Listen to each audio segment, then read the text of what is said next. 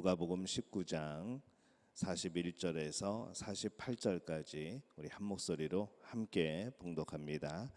가까이 오사 성을 보시고 우시며 이르시되 너도 오늘 평화에 관한 일을 알았더라면 좋을 뻔하였거니와 지금 내 눈에 숨겨졌도다. 날이 이를지라 내 원수들이 토둔을 쌓고 너를 둘러 사면으로 가두고 또 너와 및 그 가운데 있는 내 자식들을 땅에 메어치며 돌 하나도 돌 위에 남기지 아니하리니 이는 내가 보살핌을 받는 날을 알지 못함을 인함이라 하시니라. 성전에 들어가사 장사하는 자들을 내쫓으시며 그들에게 이르시되 기록된 바 내 집은 기도하는 집이 되리라 하였거늘 너희는 강도의 소굴을 만들었도다 하시니라. 예수께서 날마다 성전에서 가르치시니 대제사장들과 서기관들과 백성의 지도자들이 그를 죽이려고 꾀하되 백성이 다 그에게 귀를 기울여 들으므로 어찌할 방도를 찾지 못하였더라. 아멘. 할렐루야. 하나님의 은혜가 오늘 하루를 또 기도로 시작하는 우리 믿음의 가족들에게 함께 하시기를 예수님의 이름으로 축원합니다.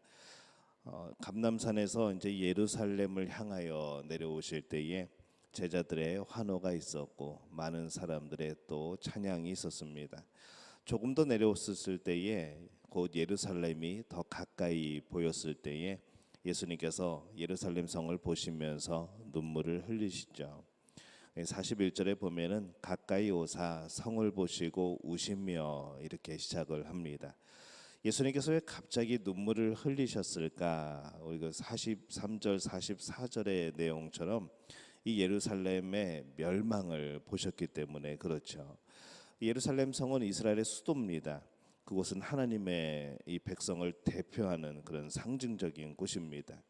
하나님의 백성에게는 이 하나님의 평화가 있는데 그래서 이 예루살렘 그 이름 자체가 평화가 임하는 곳이라는 그런 의미이죠. 그래서 그 성의 이름이 아주 적절합니다. 하나님께서 임하셔서 하나님의 나라가 임하여서 평안하게 되는 곳 그런 뜻인 것이죠. 근데 그 도시가 이제 한 40년 후에 멸망할 것을 예수님이 아주 미리 보고 계신 겁니다. 그것도 아주 처절하게 멸망을 하게 되죠. 예루살렘 성 주민이 한 5만 명 정도 되었었는데 이후에 이 로마에 이제 대항하면서 그곳에 100만 명의 사람들이 모입니다. 마지막까지 혈전을 벌이죠. 그들은 그곳에서 처참하게 모두 죽임을 당합니다. 그 모습은 참 비참했습니다. 그래서 이 백성을 사랑하시는 예수님께서 그 사건을 미리 보시고 마음이 아픈 가슴이 아픈 바로 그런 장면을 오늘 담고 있습니다. 예수님은 또한 예루살렘의 영적인 모습도 생각하셨던 것 같습니다. 42절에 보면은 너도 오늘 평화에 관한 일을 알았더라면 좋을 뻔하였거니와 지금 내 눈에 숨겨졌도다 이렇게 말씀을 합니다. 지금 어떠한 일이 일어나고 있는가 하면은 이 평화, 여기서 이 평화, 이 샬롬이라는 것은 그냥 포괄적인 단어로 전쟁이 없는 평화, 번영, 또 부, 행복 이 모든 것들을 포함을 하죠.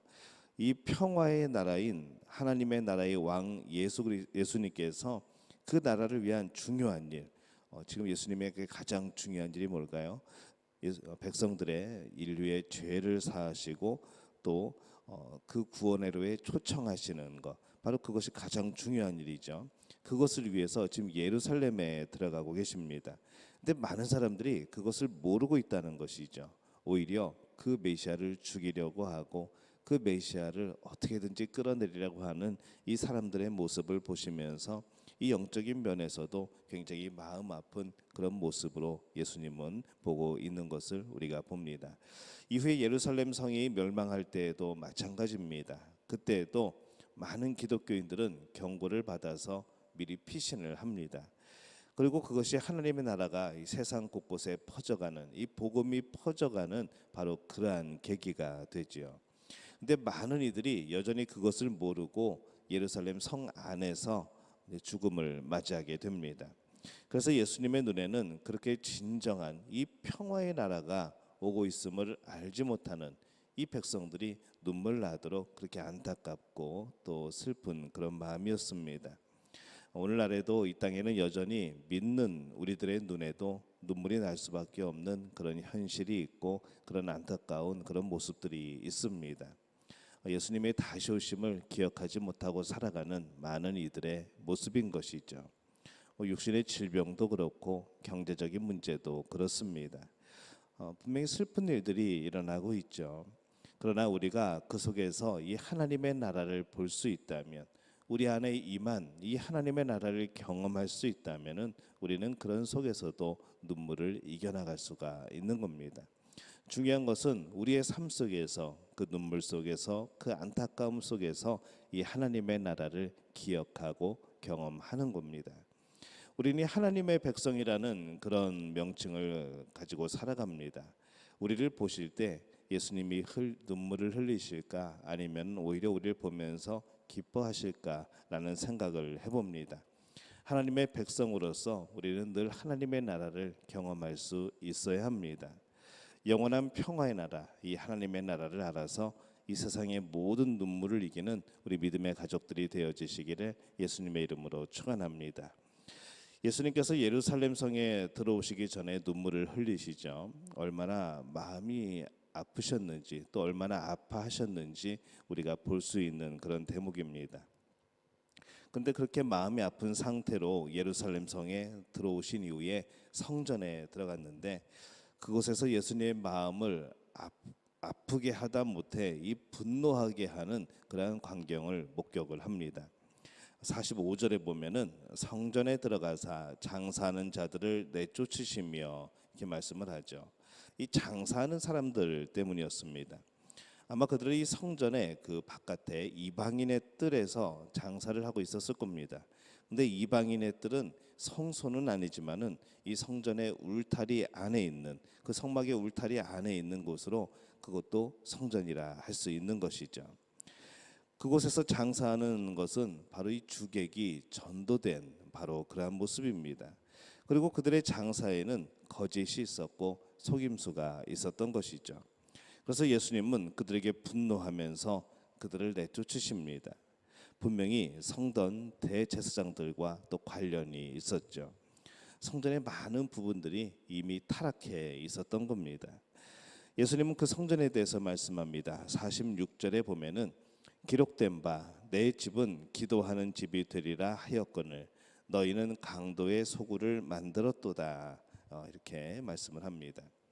이 성전은 하나님께서 특별히 임재하시는 곳입니다. 날마다 우리와 함께 하시고 우리와 동행하시지만은 공식적으로 하나님이 함께 하시는 곳, 공식적으로 하나님이 임하시는 곳이 바로 이 성전인 것이죠. 그 거룩은 하나님께서 임재하시기에 거룩한 것이고, 또한 그 백성이 하나님과의 만남을 위해서 구별되어진 곳이기 때문에 우리는 거룩하게 보는 겁니다. 이 성전은 하나님께서 그 백성을 만나시기 위해서 특별히 오셔서 임재하시는 곳이라는 것이죠. 그렇게 하나님께서 그 백성을 만나기 위해 임재하셨는데, 그 백성의 마음이 하나님을 만나기보다는 오히려 다른 것에 마음이 가 있을 때, 그것은 하나님에 대한 우리의 신앙적인 예의가 아닌 것이죠. 우리의 마음 자세가 아니라는 겁니다. 하나님을 무시하는 그런 겁니다. 오늘날 성전은 분명히 교회입니다. 하나님을 믿는 백성들 안에서 하나님께서 임재하십니다. 그래서 이 하나님의 백성들이 교회라는 이름으로 모일 때에 그들의 예배, 또 그들의 모임, 그들의 모든 것 안에 이 하나님께서 임재하십니다. 그래서 성전이 되어지는 것이죠. 오늘날 우리가 이 교회라는 이름으로 모일 때 우리 가운데 하나님이 임재하신다는 것을 우리는 늘 기억해야 합니다. 그냥 와서 그냥 습관적으로 예배하는 것이 아니라, 그냥 습관적으로 모이는 것이 아니라, 바로 그 모임 하나하나 가운데 하나님께서 함께 하신다는 것이죠. 그래서 우리는 이 교회라는 이름으로 모이게 될 때에 우리가 하나님께 우리의 마음을 들여서 하나님을 만나야 합니다. 또한 다른 사람들도 우리의 모습과 행동을 보고서 이 하나님을 볼 수 있어야 하는 것이죠. 그것이 바로 성전입니다. 만약 교회라는 이름의 모임에서 사람들이 그들의 중심에 하나님을 두지 않고 있다면 그것은 성전이 되지 못하는 것이죠.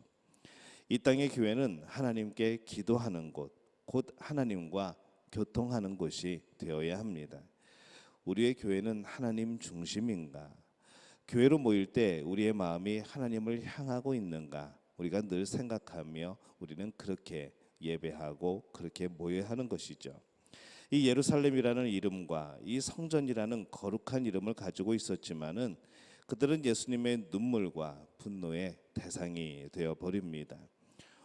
우리가 오늘날 하나님의 백성이라는 이름, 또 교회라는 이름을 가지고 있지만은 정말 우리는 하나님의 기쁨이고 칭찬의 대상이 될까라는 것을 생각해 보게 될 때에 참 우리를 여러 가지 면으로 바라보게 됩니다.